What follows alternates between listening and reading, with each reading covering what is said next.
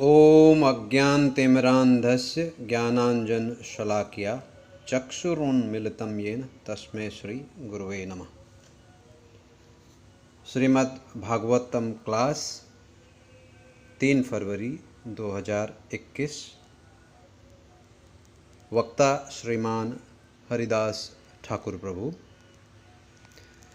श्रीमान हरिदास ठाकुर प्रभु जी श्रीमद्भागवतम के प्रथम स्कंद प्रथम अध्याय द्वितीय श्लोक पर चर्चा करते हुए बताते हैं, हाल ही में एक शब्द बहुत प्रसिद्ध हुआ, वायरल हुआ।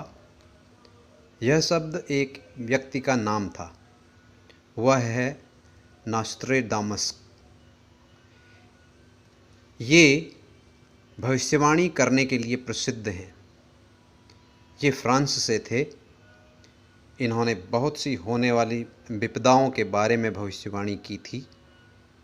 यह भी कहा जाता है कि उन्होंने कोरोना की भविष्यवाणी भी की थी। हालांकि उन्होंने बहुत सारी विपदाओं की भविष्यवाणी की, परंतु इनसे बचने का उपाय बताया नहीं। लेकिन दूसरी तरफ व्यासदेव, उन्होंने भी बहुत सी भविष्यवाणियाँ की, कलयुग में क्या क्या होगा। साथ ही उन्होंने इसके लिए उपाय भी बताए। यही उनकी महानता है। इस श्लोक में भी यही बताया जा रहा है। अभी हाल ही में हमारे ब्रह्मचारी कक्षा में हम लोग विचार कर रहे थे कि ये महामुनि कौन है। यदि व्यासदेव स्वयं अपने लिए लिख रहे हैं तो अपना महिमा मंडन लगता है। शायद यह सही न लगे। यह एक नज़रिया है कि गणेश जी ने लिखा है, और यह भी ठीक ही है। यदि व्यासदेव जी जो स्वयं भगवान कृष्ण के अवतार हैं, यदि वे अपने बारे में ऐसा कह भी दें जैसा भगवान गीता में अपने को परम भगवान बताते हैं, वे सत्य ही बता रहे हैं। दो अन्य विचार और हैं।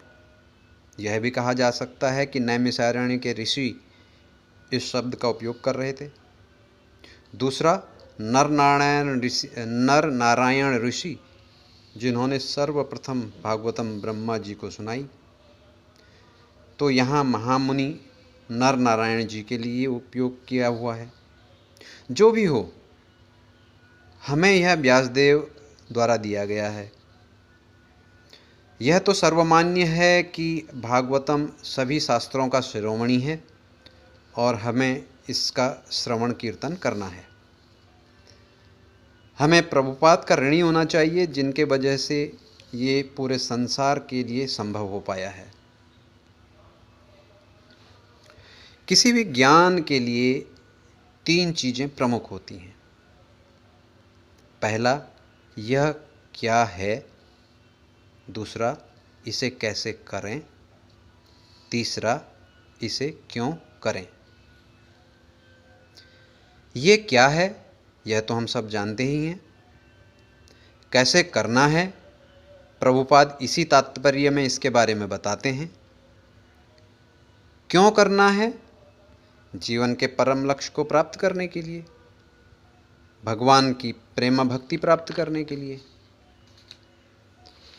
तात्पर्य में प्रभुपाद बताते हैं कि श्रीमद् भागवतम सुनने के लिए क्या योग्यता है। आप इस संदेश को सुनने के लिए उत्सुक हों, मात्र यही। कुछ समय पूर्व में मैंने चुनिंदा श्रवण, सेलेक्टिव हियरिंग के बारे में सुना। इसका मतलब है एक विशेष चुनी हुई ध्वनि को ही सुनना चाहते हैं। जैसे कि यदि आप रास्ते पर चल रहे हों और आपको कुछ गिरने की आवाज़ आए, विशेषतः यदि सिक्का गिरने की आवाज़ हो, तो तुरंत आपका ध्यान वहाँ जाएगा। वहाँ अन्य आवाज़ें भी हैं, भले ही वहाँ भागवतम कक्षा चल रही हो या फिर कीर्तन हो रहा हो, क्योंकि वह आवाज़ हमारे मस्तिष्क पर अच्छी तरह बैठी है। इसी को चुनिंदा श्रवण सेलेक्टिव हियरिंग कहते हैं। विश्वामित्र भी इसी चुनिंदा श्रवण के शिकार बन गए। घने जंगल में वे पशु पक्षियों, झरनों की आवाज़ के बीच में भगवान पर ध्यान लगा रहे थे, लेकिन इन चीज़ों से उनका ध्यान भंग न हुआ। लेकिन एक अप्सरा की घुंघरू की आवाज़ से उनका ध्यान भंग हो गया। यही चुनिंदा श्रवण है। जब चुनिंदा श्रवण हो तो प्रभावशाली श्रवण नहीं हो पाता। इसी प्रकार कुछ लोग आध्यात्म में सतही ज्ञान पाना चाहते हैं। वे सीधे 10वें स्कंद पर पहुंच जाते हैं और उसमें भी रास पंचाध्याय। यदि ऐसा होता तो व्यासदेव वही 5 अध्याय लिखते। इसी तरह भगवत गीता के बारे में कुछ लोग कहते हैं कि हम जानते हैं भगवत गीता क्या है, कर्मण्येवाधिकारस्ते। यदि ऐसा ही होता तो भगवान भी सिर्फ यही 1/4 श्लोक बोलते। इस तरह की सेलेक्टिव हियरिंग आपका भला नहीं कर सकती। हमें प्रभावशाली श्रवण करना है। इससे आप पूर्णतः समझ सकते हैं। हमें पूर्ण समझना है, ताकि न कि जो हम चाहते हैं वह। प्रभावशाली श्रवण के सबसे अच्छे उदाहरण परीक्षित महाराज हैं। वे हमारे श्रवणाचार्य हैं।